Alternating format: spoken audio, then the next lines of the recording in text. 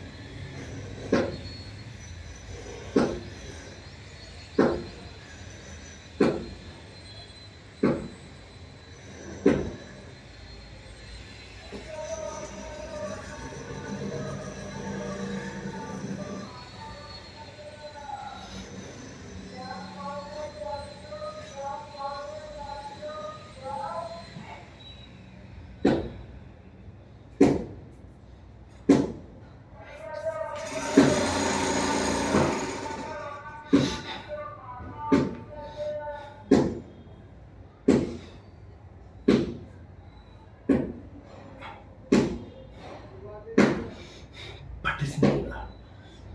Not ఈజీగా ఉంది, చేస్తాను.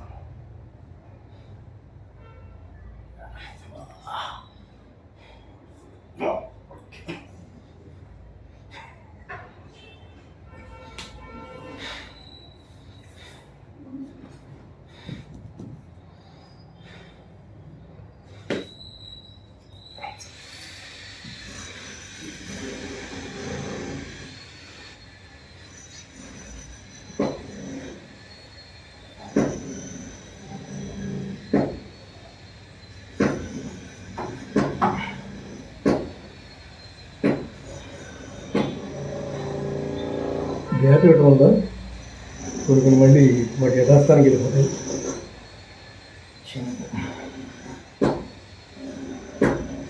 కుసే కొన్ని చేస్తాయి, కుసే కొన్ని.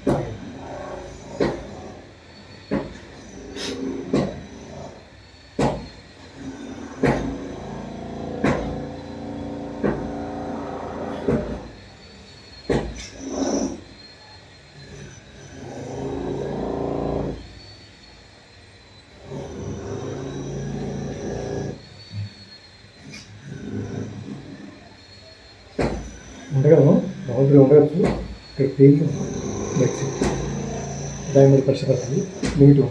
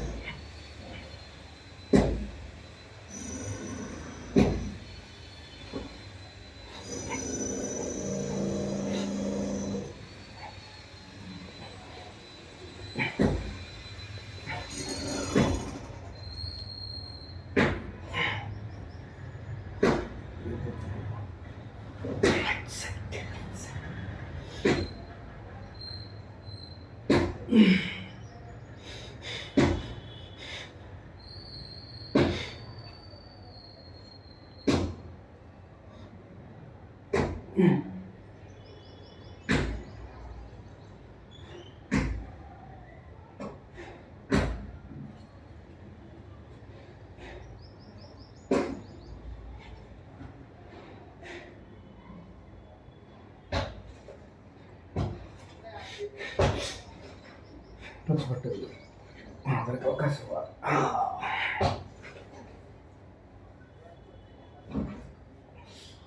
ఒక పెయిన్ పట్టే కూడా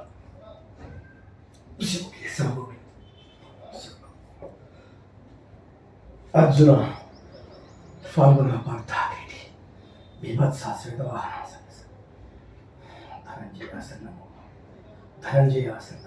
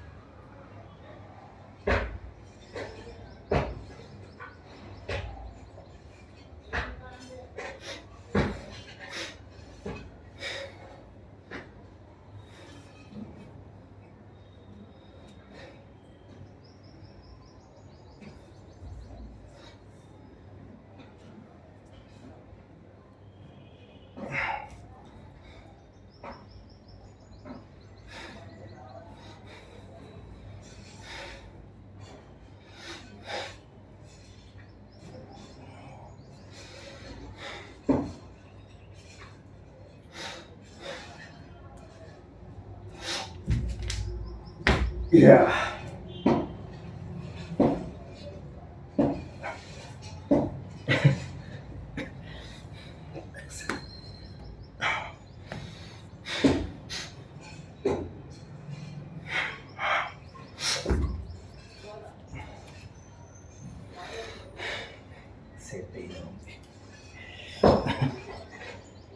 దానివల్ల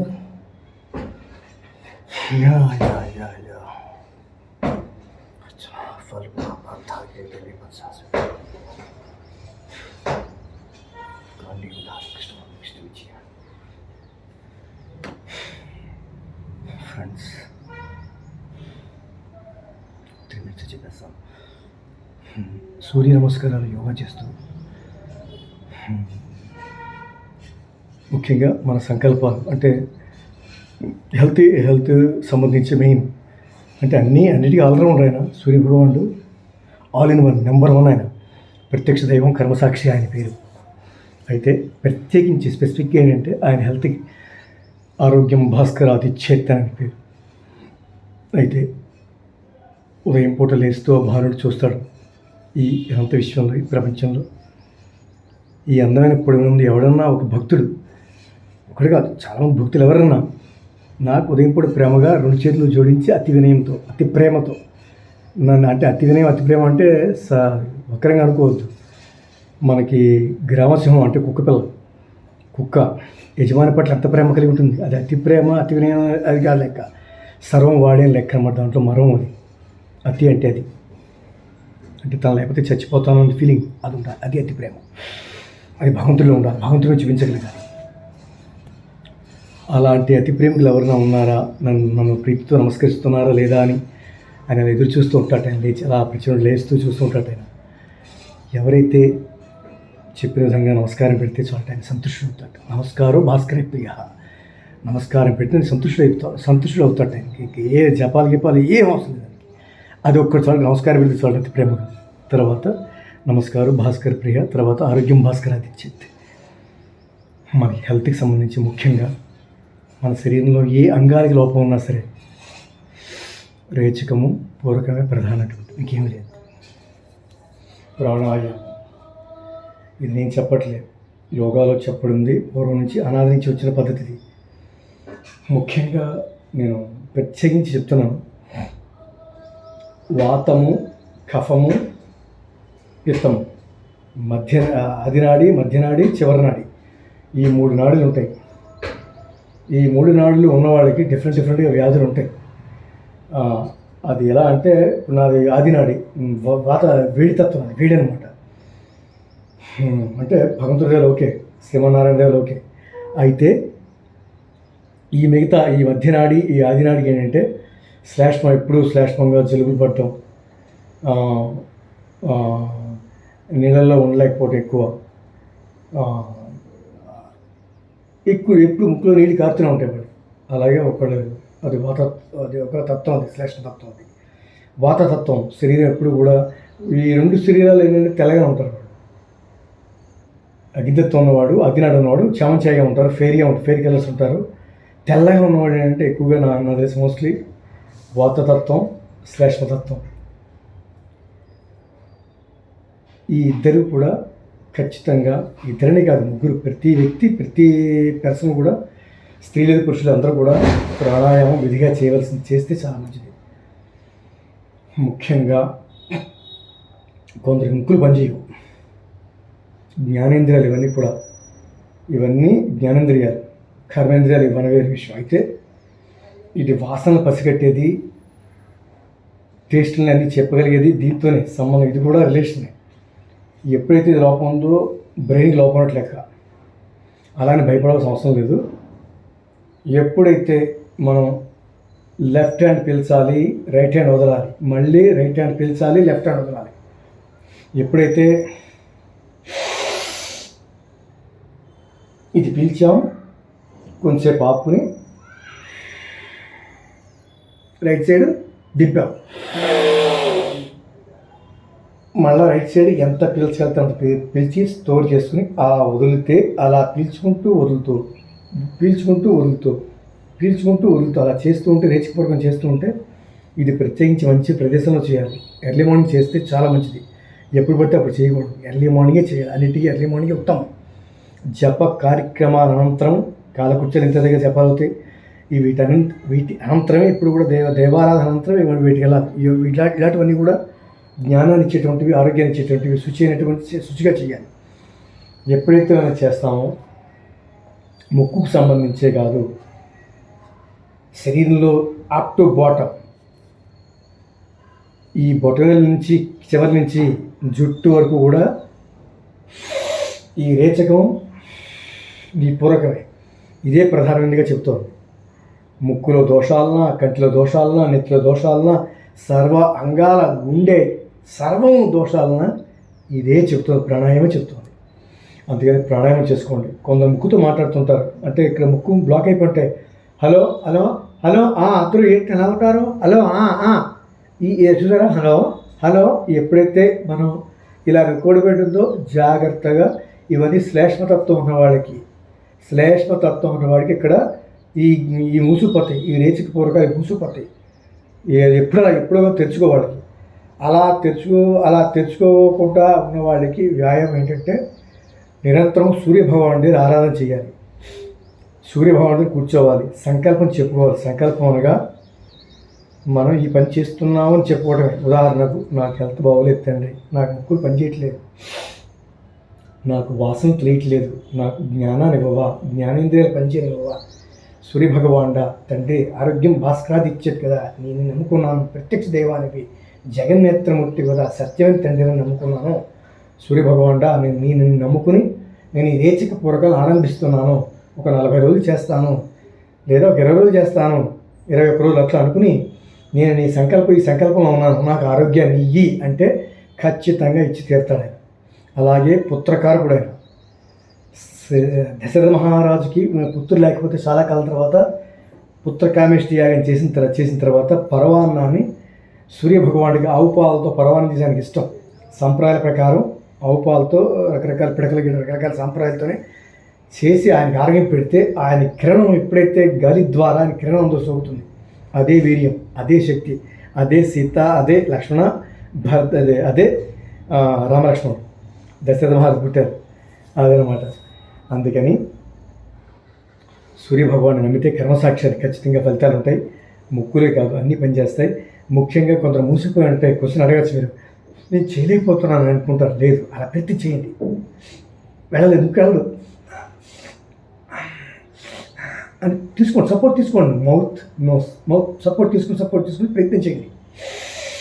ప్రయత్నం చేస్తూ ఉండగా ఖచ్చితంగా అది బ్లాక్స్ ఓపెన్ అవుతాయి. అది మనం బతికిస్తే అలా పడిపోతాయి. మన ప్రయత్నం, మానవతరం ఏదైనా ప్రయత్నించాలి ఖచ్చితంగా. నాకు తెలిసి 10 మందిలో 2 ఉంటుంది ఈ ప్రాబ్లం. స్త్రీలు కావచ్చు, పురుషులు కావచ్చు, ఖచ్చితంగా. ఎందుకంటే ఆది నాడి, మధ్య నాడి, చివరి అంటాం కాబట్టి ఈ నాడులు ఉన్నవాళ్ళు ప్రపంచంలో ఉంటారు, ప్రతి చోట ఉంటారు. అయితే అది ఈ రకంగా చేస్తే ఖచ్చితంగా ఇది ఓపెన్ అవుతుంది. మంచి చక్కని వాసనలు తెలుస్తాయి. అన్నీ మనకి చాలా అన్నిటికీ నుంచి చాలా హెల్తీగా ఉండొచ్చు. ఎందుకంటే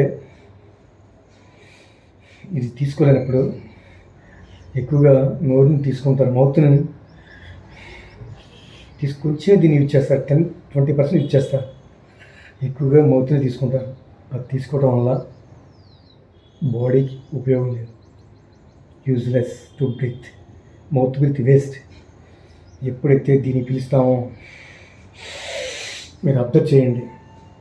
మీరు ఎవరైనా సరే అబ్జర్వ్ చేయండి. డాక్టర్స్ అయితే ఇంకా మంచిది, నేను చెప్పిన అర్థం చేసుకోండి.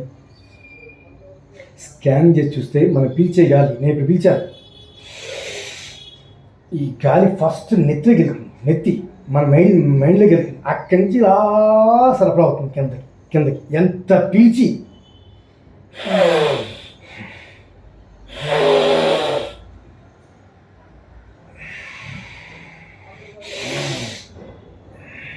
స్టోర్ చేయాలి. స్టోర్ చేస్తే ఆ పంపింగ్ అలా అలా అలా అలా అలా వెళ్ళి వెళ్తుంది అనమాట. అలా వెళ్ళి ఆరోగ్యంగా ఉండొచ్చు ఇది చేసుకోండి. ఇదే కాదు, లోపల రక్త ప్రసరణ జరగకపోయినా, నరాలు పనిచేయకపోయినా అన్నిటికీ మూలం ఆల్ ఇన్ వన్ సర్వరోగ నివారణి ప్రాణాయామం ఒక్కటే. దాని మించిన మందు నాకు తెలిసి యోగాలు లేదు. తర్వాత మనం ఫిజికల్గా శిరశాస్త్రం, అది చాలా టఫ్, అది డేంజర్, అది చాలా కేర్ఫుల్గా ఉండాలి.